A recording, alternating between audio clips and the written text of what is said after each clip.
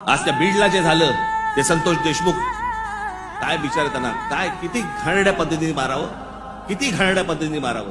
बरं तुमच्या अंगामध्ये नसामध्ये जर एवढी क्रूरता भरलेली असेल ना, मी दाखवीन जागा, तिथे जा. पण हे सगळं झालं कशातनं?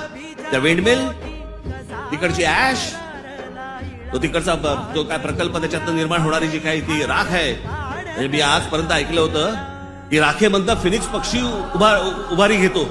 आमच्या बीडमध्ये राखेतनं गुंड तयार होतात. विषय होता पैशाचा.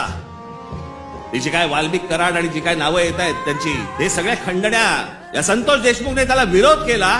उद्या तिथे संतोष देशमुख नसता, दुसरा कोणी असता तरी त्यांनी हेच केलं.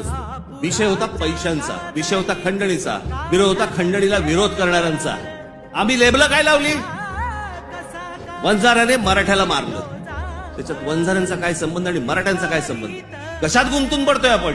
पण तुम्हाला गुंतवलं जातंय, हे राजकीय पक्ष तुम्हाला गुंतवतायत त्याच्यातच गुंतून राहा. आमच्या मुलांच्या शिक्षणाचा विचार करू नका, विषय आणू नका. आमच्याकडे रोज शेतकरी आत्महत्या करतायत.